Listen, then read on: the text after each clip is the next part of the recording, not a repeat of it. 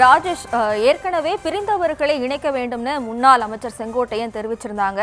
அதுல அதிமுக பொதுச் செயலாளர் இபிஎஸ்க்கும் முன்னாள் அமைச்சர் செங்கோட்டையனுக்கும் கருத்து வேறுபாடு ஏற்பட்டுச்சு. டெல்லி சென்று மத்திய அரசையும் சந்திச்சு செங்கோட்டையன் தங்களுடைய சந்திப்பையும் நிகழ்த்தியிருக்காரு. இதுல அடுத்த சட்டமன்ற தொகுதியில பாஜகவோட ஆதரவு செங்கோட்டையனுக்கு இருக்குமா, இல்ல முதலமைச்சர் அதிமுக பொதுச் செயலாளர் எடப்பாடி பழனிசாமிக்கு இருக்குமா? பாஜகவோட ஆதரவு யாருக்கு இருக்கும்? பாஜகவுடைய ஆதரவு என்பது தற்போது இபிஎஸ் அவர்களுக்கு தான் இருக்கிறது. ஏனென்றால் இபிஎஸ் தான் தற்போது அதிமுகவினுடைய பொதுச் செயலாளராக இருக்கின்றார்.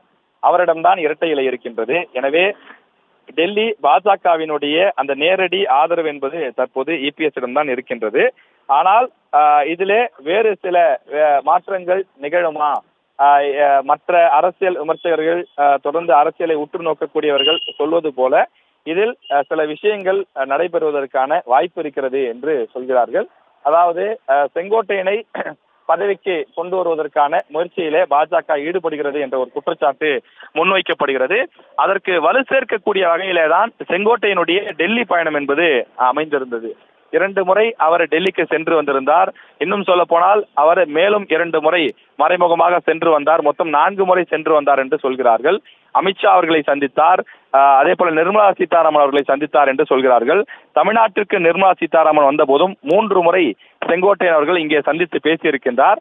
ஒரு கட்சியுடன் கூட்டணியில இருக்கும் போது எதற்காக அந்த கட்சியினுடைய தலைமையுடன் அதிருப்தியில இருக்கக்கூடிய ஒரு நபரை பாஜக தலைவர்கள் சந்திக்க வேண்டும்? குறிப்பாக பாஜகவினுடைய முக்கிய முகமாக இருக்கக்கூடிய அமித்ஷா அவர்களும் நிர்மலா சீதாராமன் அவர்களும் எதற்காக சந்தித்தார்கள்? அப்படியானால் அவர்கள் பிளான் பி என்ற ஏதேனும் ஒரு திட்டத்தை வைத்திருக்கிறார்களா?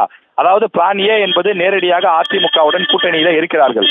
ஒருவேளை கடைசி நேரத்தில் வேறு ஏதாவது மாற்றங்கள் நிகழ்ந்தாலோ அல்லது அவர்கள் வேறு ஏதேனும் திட்டம் போட்டாலோ அதனை நிறைவேற்றக்கூடிய வகையில செங்கோட்டையனை ஏதேனும் பதவி கொடுத்து அவரை தங்களுடைய கட்டுப்பாட்டில் வைப்பதற்கு ஏதாவது முயற்சி செய்கிறார்களா என்பதுதான் பல அரசியல் நோக்கர்களுடைய ஒரு சந்தேகமாக இருக்கின்றது. எனவே அதற்கும் கூட வாய்ப்பு இருக்கிறதா? ஏனென்றால் அரசியலில் எதுவும் சாத்தியம், எது வேண்டுமானாலும் எப்போது வேண்டுமானாலும் நிகழும் என்பதை நாம் தொடர்ந்து தமிழ்நாட்டு அரசியலிலே கடந்த 70 ஆண்டுகளில் பல மாற்றங்களை, பல வித்தியாசங்களை பார்த்திருக்கிறோம். எனவே அதுபோல செங்கோட்டையனுக்கு டெல்லி பாஜகவினுடைய ஆதரவு இருக்கிறதா? சில தலைவர்கள் தொடர்ந்து அவரை இயக்கிக் கொண்டிருக்கிறார்களா என்ற ஒரு கேள்வியும் இருக்கிறது.